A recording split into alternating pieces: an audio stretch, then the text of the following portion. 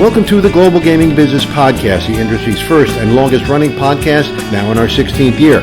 I'm Roger Gross, the publisher of GGB, and this week we talked to Dermot Smurfit, the president and CEO of GAN, the groundbreaking online gaming platform provider, on why GAN has brought together the best of sports betting and iGaming for U.S. and North American casino companies. The GGB Podcast is brought to you by Konami Gaming, displaying its latest player cashless, cardless, and convenience technology at this year's G2E Las Vegas. Welcome to the Global Gaming Business Podcast. Our guest today is Dermot Smurfit from the GAN. Thanks for joining us today, Dermot. It's great to see you. You're very welcome, Roger. Always a delight to catch up.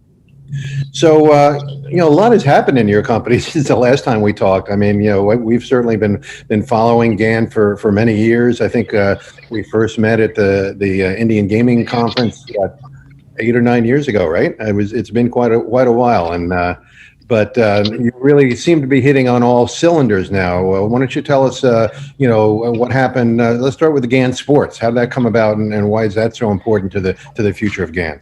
Yeah, a little bit of more recent history than when we met at the San Diego Conference Center and talked about all things GAN 8 years ago.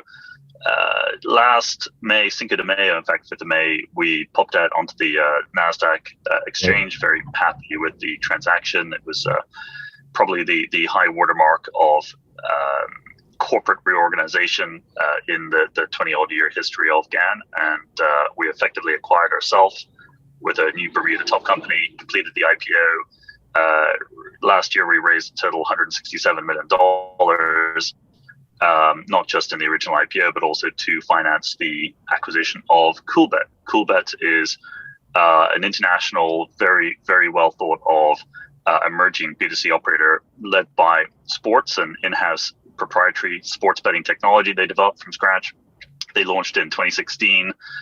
We came across their name shortly after the NASDAQ IPO when, in fact, our clients were urging us, and clients that were close to the boat at the time were urging us to go out there and find something better.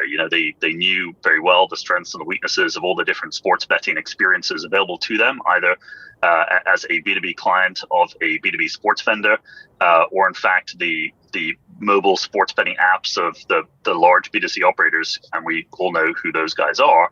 Sure. And our clients prodded us out the door to go and try and find something that was better, because most of our clients were dimly aware that in the distant far side of the planet called Europe, there was probably quite a lot of state-of-the-art technology powering vastly different and superior mobile sports betting experiences. And that's what we did. We engaged a number of very experienced consultants in the UK, where a lot of sports gambling has originated over the last 25 years. Of course, Europe is a 25-year-old industry, and Sure. We came up with a very short list. We played a bit of buzzword bingo to make sure that, hey, in 30 seconds or less, can you tell us about your black markets business? And if they have black markets business, we'd say, bye-bye, no, not interested. So that kind of ruled out some of the candidates on the list. We actually evaluated 16 companies in total. Some of them were startups, some of them were very, very large, and in the B2B space already on the sports side. Mm-hmm. And Coolbet was, the more we learned about Coolbet, the more we got to know the team, the more we respected their capabilities, and the product experience was just so meticulously created from day one. And one of the key parts of technology that a lot of people don't really appreciate is, if you want to create a vision, if you want to create a better sports gambling experience, Mm-hmm. you can't develop it as you go. You need to have a very, very clear vision on day one before you start to work. What kind of architecture, what kind of foundations you need to lay for the building before you do it. And that's one of the reasons why a lot of sports betting technology that's very, very old, that's got foundations that were laid in 2004, 2005, 2006 era, struggle to keep up with state-of-the-art mobile sports betting user experiences in the way that Coolbet has. And of course, we undertook the acquisition with the principal strategic aim to acquire sports betting technology and sports betting trading capability,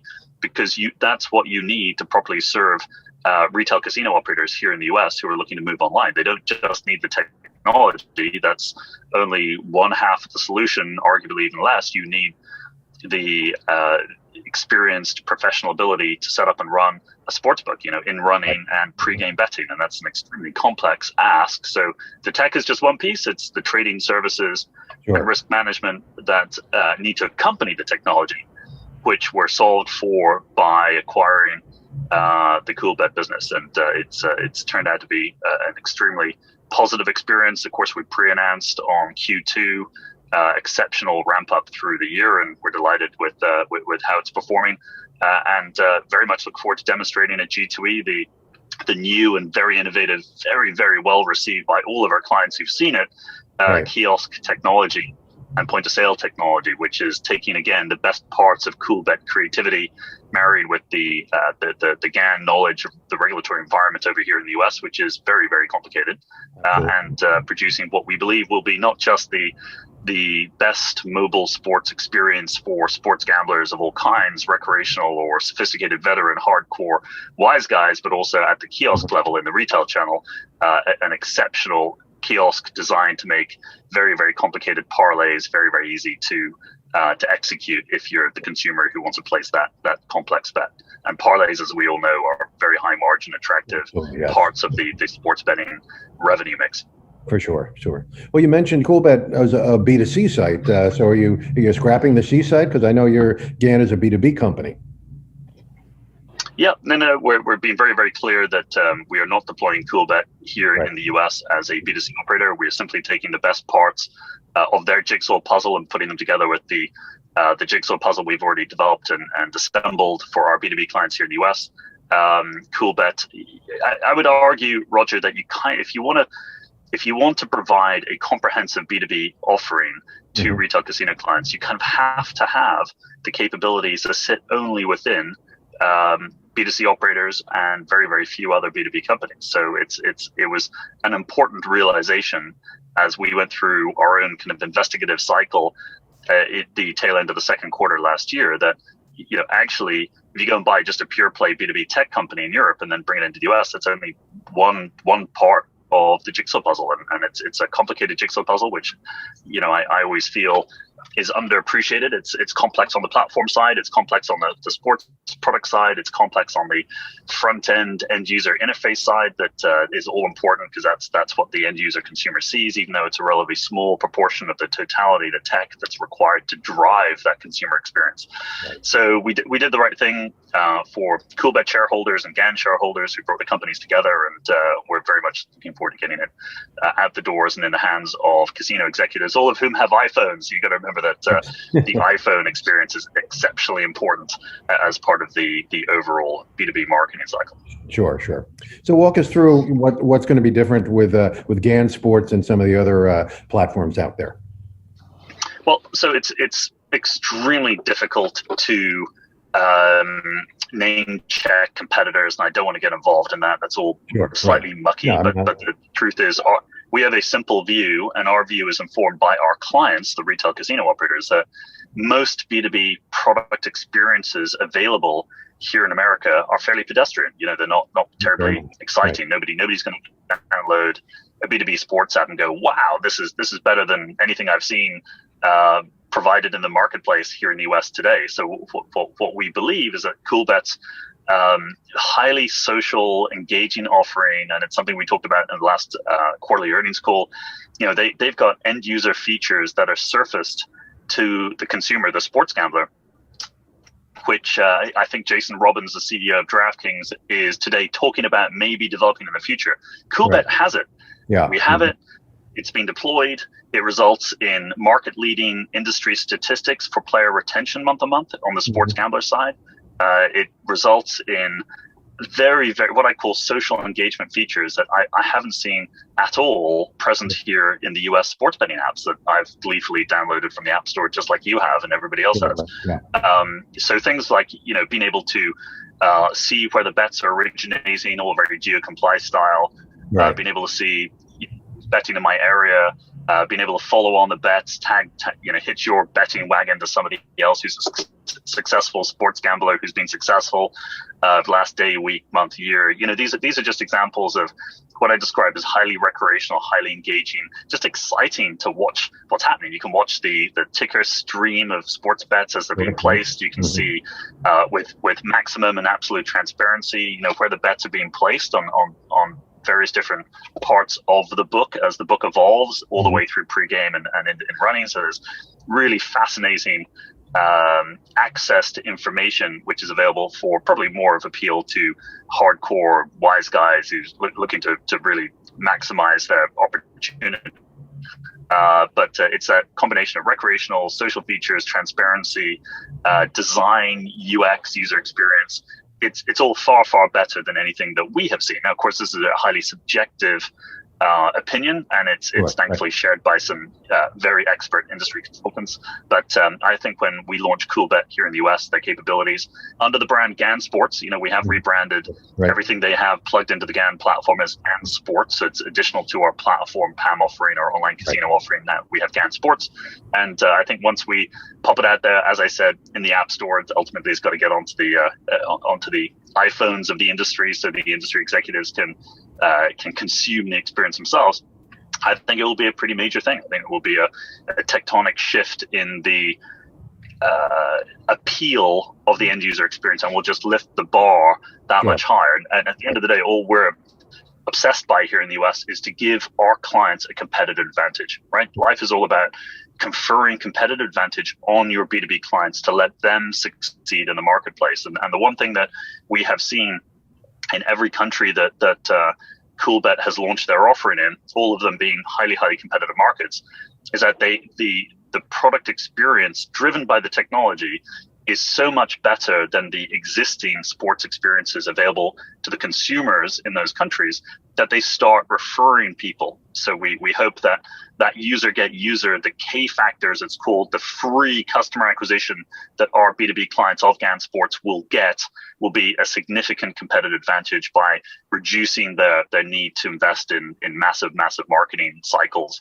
to acquire the exact same user. If you look at the key performance indicators of Coolbet, we published them. They are market leading as a percentage of revenues. Marketing spend is relatively trivial. And one of the reasons for that is because so many customers of Coolbet turn around to their friends and say, wow, have you seen this thing? And then they recommend it and they engage. So you acquire one customer, and then that customer goes and gets you a bunch of other customers for free. Sure. Well, that makes sense. I mean, I interviewed Art Manteris a few weeks ago, and he said, the job of an app is simply to take a bet and to pay a bet. So I'm assuming there's a simplicity along with the great amenities that come along with this app. Yeah, that's true. I mean, Art Manteris is a great character, an incredible industry professional with insane levels of experience that I don't really think exist in many other human bodies anywhere in the country. But Nevada in particular, I think the sports gambling apps in Nevada are terrible. I think they're all terrible. And I don't think anybody would complain about me saying that. That is just truth burger. They are terrible apps. They're terrible consumer experiences. Even Art's former company is pretty bad, that app, So, but yeah, I mean, it's right. But even I'm in New Jersey right now. I tried to download a sports betting app. I won't say who branded it, but I get to the final registration. Boom, hit the button, and nothing happens. And I go online. They say, well, reinstall it and start over again. No, I'm not going to do that. I mean, you get one chance, basically. You get one chance. You get one chance. Absolutely. Yeah, that's completely right. So, every part of that journey has to be perfect. Right. So I'm sure you'll have that perfected by the time it gets into the public's hand. So and you've done some. This is my Tesla steering wheel, by the way, and I got to shout out on behalf of Tesla. The user experience of a Tesla is dramatically superior to nearly every other automobile in my experience, and I don't have to go to a gas station for 20 minutes every week. So Tesla, Coolbet is the Tesla of sports gambling apps. I'll leave it at that. Okay, great. You'd be surprised at how many people I've done podcasts with, and they're in their cars. So tell me about the recently announced exclusive agreements you signed with Ainsworth and Incredible Technologies. I mean, both are really at the cutting edge of slot technology. And so, are they just going to be dealing with you and your clients? Yep. So it's the marriage of the respective strengths of our organization. So I'll put Ainsworth and Incredible Technologies in one bucket together just for a second. Right. So GAN's distribution, we have the leading distribution here in the US for online casino content. We've got an incredible number of operator integrations and platform deployments. We are the largest online casino here in the US. Really, if you want to think about it in super simplistic, reductive terms, we have an extraordinary amount of activity every single day across all the states. We launched in West Virginia at the beginning of May. A very exciting launch for us there as well, getting FanDuel's online casino up and running. And so what I think has been underappreciated by EGM slot machine manufacturers is the complexity of, not so much the complexity of turning a physical slot machine into an online game, but actually the distribution, the plumbing, the piping, the integrations that have to be done between something called an RGS, which is just a black box filled with games, the integration of that RGS with all the different operator platforms that are out there, GAN, Side of Games, whoever's using whichever platform. And so this deal has allowed GAN and these two pretty significant manufacturers of very well-respected gaming experiences here in the US to focus on what they do best, which is get the games ported, get to scale, concentrate your tech resources, not on the plumbing, not on the pipes, but on the content, the rapid deployment, take many, many more titles that they have in their archive and turn them into playable online games. So you've got cost efficiency, so that the manufacturers are spending their developer time is money. Those developers are spending their time and energy focusing on the kind of basic blocking and tackling of turning a physical slot machine into an online playable game, because scale really counts, right? Ainsworth's done a great job. They've got 85 games playable, completed. I think 70-ish are actually out there operational in one of the states. But they really need to get that portfolio up to 200, which is part of their obligation. That's what they're going to do for GAN and for all of our clients pretty quickly over the course of the next 18 months or so.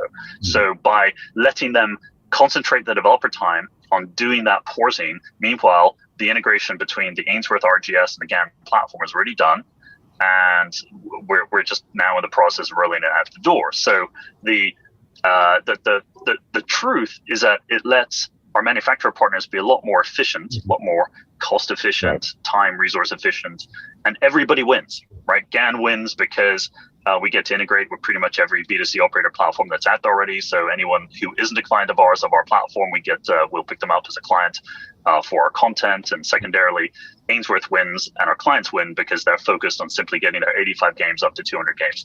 And the dynamics are very similar with and for Incredible Technologies.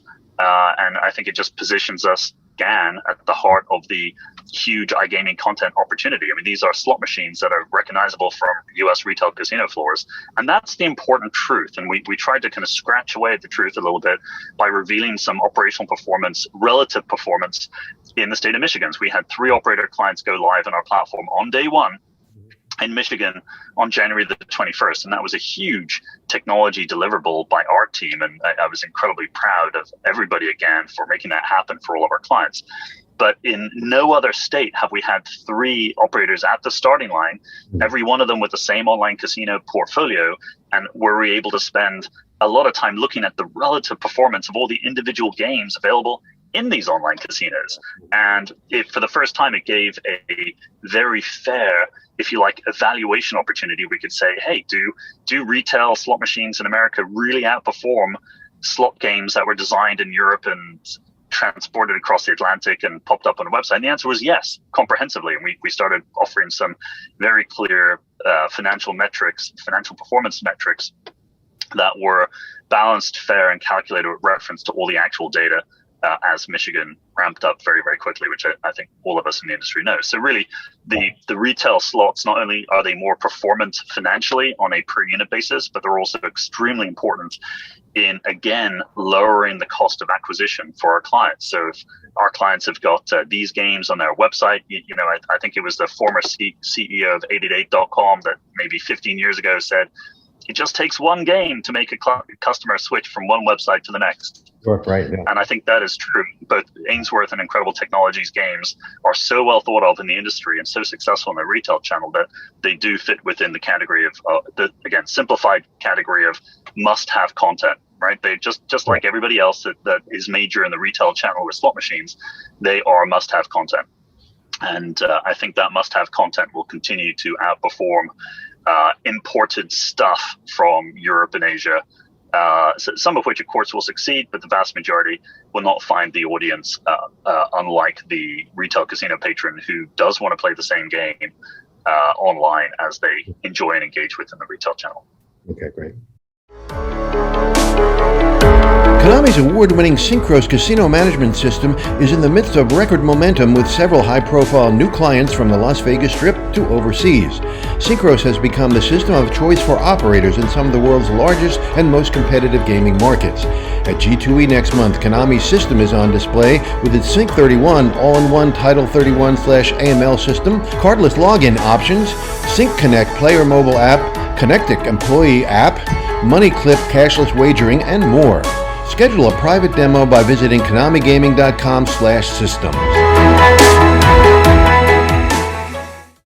So one of my complaints with online gaming has always been that the connection between the land-based casino and the online casino is very tenuous at this point. There hasn't been a real integration of the loyalty cards and programs and things like that with the online platforms.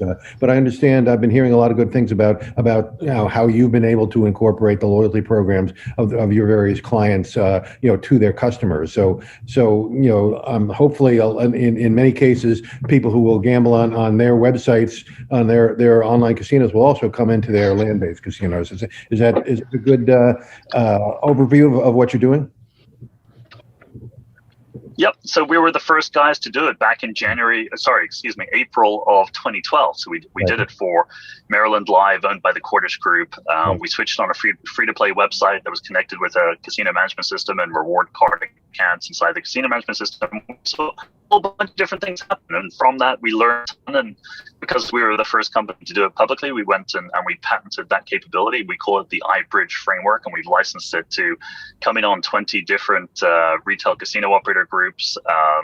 And we've licensed it a couple of times for very considerable amounts of money, which reflect the worth to a U.S. retail casino operator who logically wants to connect the retail rewards account and retail rewards card held by their retail patron with the online gambling experience and the online gambling account held within an online gambling system. We've done it for years for simulated gaming, from January 2014 all the way through to, even the most recent launch for Gila River in Arizona. We connect the rewards cards to the online gambling accounts, and everything flows from that relationship.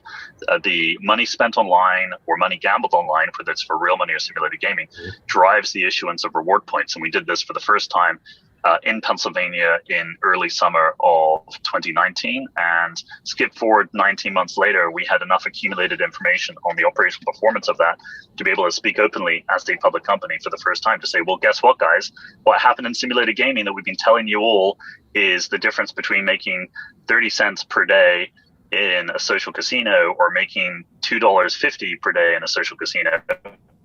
That difference is driven by the all-important retail online linkage facilitated by GAN's iBridge patent.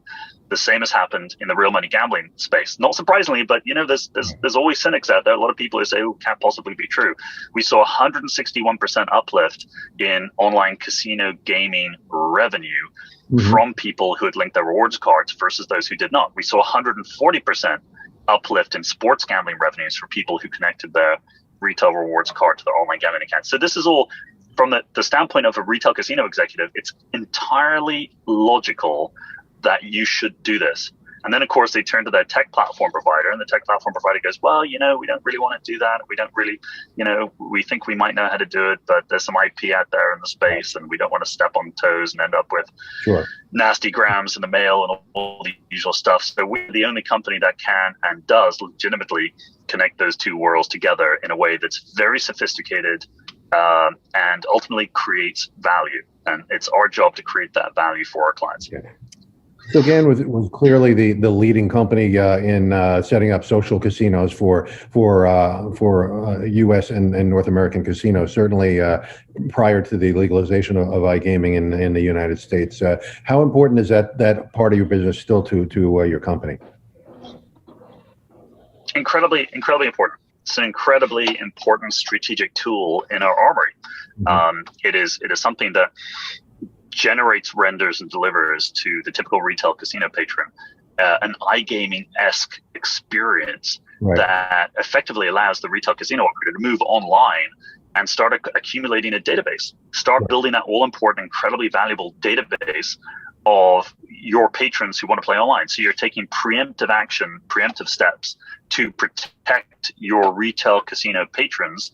And if you don't develop the online community now and build the online database now, you're not going to be ready when iGaming comes or even online sports betting comes. So that's really the critical aspect of what we've been trying to do and deliver. And we've, of course, extended simulated gaming from not just fake money online casino gameplay, but fake money sports betting. You would have been amazed at the activity during the last NFL season on this fake money sports gambling. I mean, average bet 53,000 fake dollars, and we thought to ourselves, why are these people doing it? But they are behaving exactly the same way, because we're the only company that can show you what's happening with real money sports betting, what's happening with fake money sports betting, and we saw the same number of bets, obviously completely different fake money values versus a typical average bet of 50, 60, $70 per unique individual sports bet, depending on which operator brand you're talking about. But we saw the same level of engagement and utilization during the NFL season and all the key matches and events that took place during that season. So very much a valid part. My message to the whole US retail casino industry is if you're not online, you really need to be online. And it's not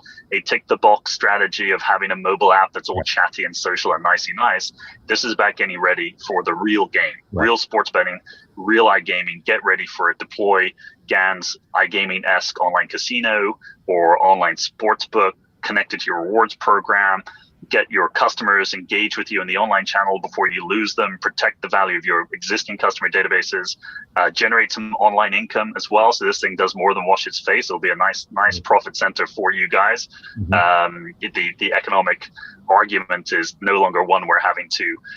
We no longer persuade our clients. We simply present the data and say, why wouldn't you do this? And we've won Gila River in Arizona year to date, Seneca Gaming Corporation, upstate New York, major gaming enterprise, and we're super excited that there are plenty of other simulated gaming opportunities in lots of different states for GAN, and the more the merrier. We're now extremely efficient at getting simulated gaming clients online. If anybody hasn't looked at the state-of-the-art native apps, I would encourage them to go and download the Gila River Simulated Gaming app on their iPhone. Again, very important. We know you all have iPhones out there, and enjoy what I think is an incredible experience that strategically prepares retail casino operators for the online sports iGaming future that is no doubt coming to pass. And I think finally, with even the Wire Act put back in its box, finally the ghost of Sheldon Adelson's past has disappeared from the online side of the industry.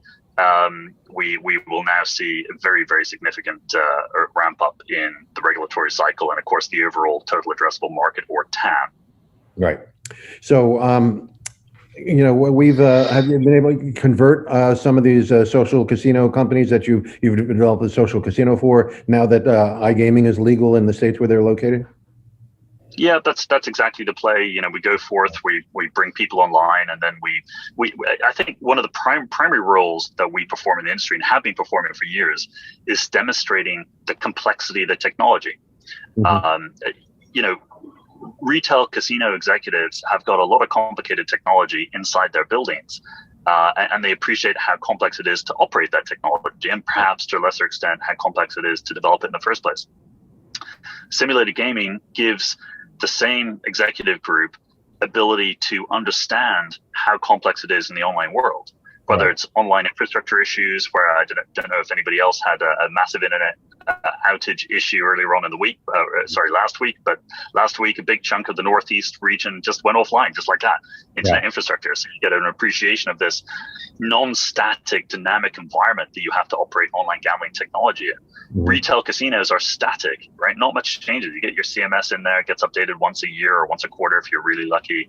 But your physical bricks and mortar casino really won't change that much. It's a static technology infrastructure environment. The online space is insanely complicated. Everything from whether it's third-party RGS integrations or hosting centers or internet infrastructure to name systems going offline for a hot second. There's so many different things that happen out there in the wild that need to be accommodated for. And that's what we do, is we educate our simulated gaming clients as to, here's what a complex back office system looks like. Here's the reporting. Here's the information on the activity. And I think we are as much educators and very consultancy style approach towards the sales narrative that we try and lead retail casinos into the promised land. And like a lot of missionaries, sometimes we don't find an audience and we get chased out of town, but we've got a pretty damn good batting average, and I'm delighted with the progress in simulated gaming year to date and see huge opportunity for simulated going forward. Every single retail casino property in America should have one of these online things. It's just truth. I've been saying it for years, and sometimes I feel like I'm the Cassandra of the industry, right? From anyone with an education in Greek classical history, Cassandra was a woman who was cursed to be always heard but never believed. And I think that's just the same truth, the same journey that you and I have crossed paths on occasionally. Online was always going to be huge in America, always was. Nobody could just tell what the timing looked like. Well, it is now upon us in a way that I don't think even the most upbeat forecasters could have considered. You've got an industry and a TAM that is, I think, one of the most exciting financial industrial opportunities for the internet to revolutionize an industry that has been largely not asleep at the wheel, but has ignored and feared the online revolution. There's been cannibalization concerns. There's been, data security concerns. There's been all kinds of scare stories that have allowed retail casinos to stay hidden in their shell. And it's time they all came out. So, I've noticed in the last, year or so, some of the operators are buying some technology. They want to have their own technology in-house. And I always wonder, why they go to that trouble when they can ally themselves with your company and maybe some of the others in the industry that have the expertise, that really understand how to do it. And as you say, it's intensely complicated behind the scenes there. And I don't know if they realize that. But, what's your answer to those companies that are going down the tech path? Roger, we European executives have seen this movie before, and it's a terrible thing to have to say, but I think a lot of them are going to fail. I think that's always been the case. There's always been an appetite. Why can't we do this? Why is it all so difficult? And then they have to go through the corporate strategic cycle of trying and failing, and then going back to renting tech.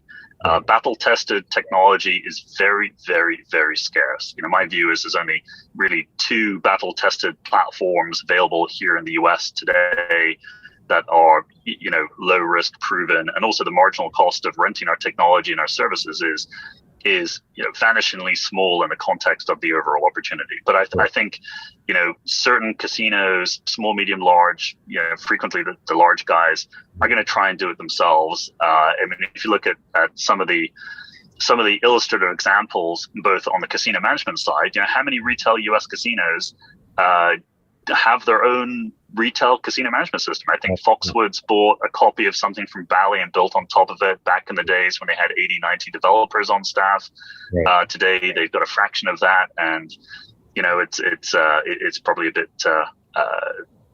probably not right for me to comment beyond that. I think you've got the Seminoles who've got their own casino management system, but really these are exceptions to prove the rule. And I think the same will come to pass in the iGaming online sports industry, because it is incredibly complicated. It is capital intensive just to get to where we're at today, never mind where we're going to be in a few years' time. And I believe in the socialized cost of technology. I'm not a socialist. I'm a hardcore capitalist, like every good Irish American, but the socialized cost of technology is a very, very important driver that all of our B2B clients are contributing into this intellectual property pool that we have created over a very, very long period of time, optimized over the last 8 years, developing and optimizing the capabilities that we offer to all of our B2B clients today. It's one of the key reasons why, for example, Soaring Eagle, the largest tribal casino in Michigan, came to GAN, that we announced the last earnings call. Very delighted to be bringing them online in Michigan as our 4th operator client. And one of the key reasons is we are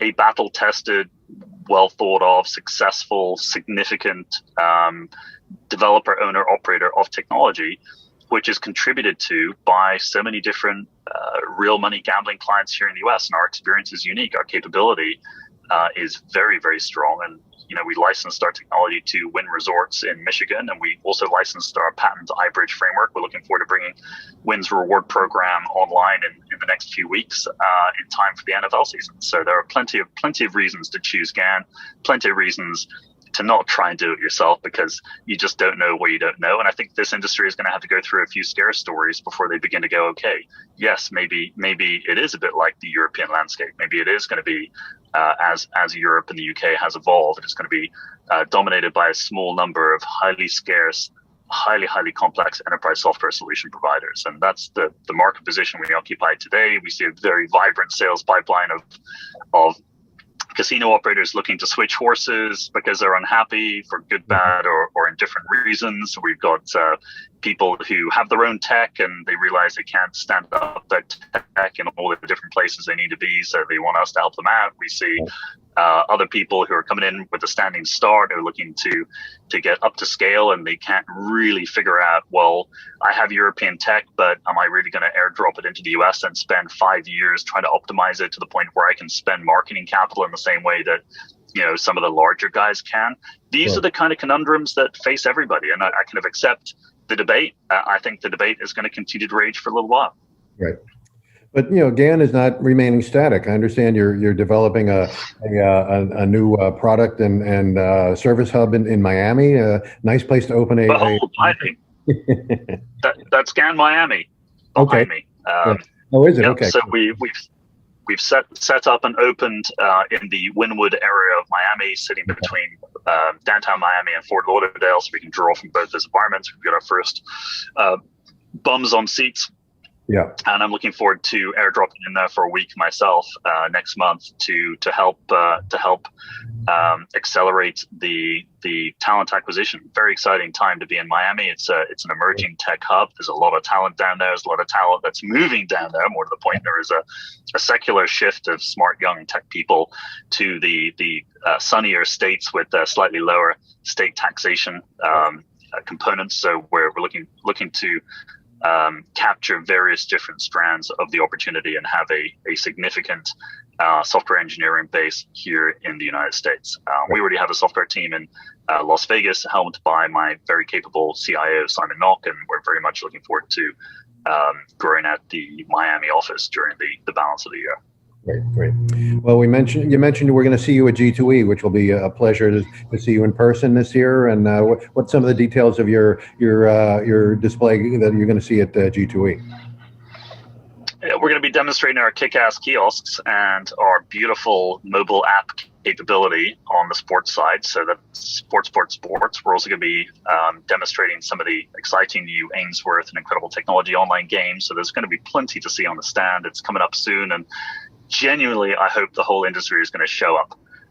Let's all show up. Let's have a show of force. You know, get vaccinated if you're not already vaccinated. Let's just go press the flesh for the first time in way too long, and just have a really encouraging G2E. It's about time. And I understand NIGA had a very successful run just a week ago, and I was delighted to hear that the attendance was as strong as it was. So congratulations to everybody at the NIGA organization. Let's hope for a strong tailwind and, you know, a continued sensible approach towards vaccinations and vaccination rates. And I will see you all with hopefully a big smile on everybody's face to show our new wares as we drift into the last quarter of 2021. Great. Well, Dermot, thanks for the time. It's great to talk to you again, and I'm really looking forward to seeing what you got on display at G2E. And congratulations on the success you've been having, and I'm sure it's going to continue. Hope you enjoyed this week's GGB podcast, with a special thanks to Konami Gaming. Visit KonamiGaming.com/systems to schedule time with their Synchros team during G2E. To learn more about GAN, sports betting, and iGaming, visit GGBmagazine.com. For all the news of the gaming industry, particularly of the recovery from the pandemic, delivered to your desktop every Monday morning, sign up for free at ggbnews.com by using the coupon code GGB180. Don't miss any edition of the GGB podcast. Subscribe on iTunes and Spotify today. So we'll see you next time on the GGB Podcast.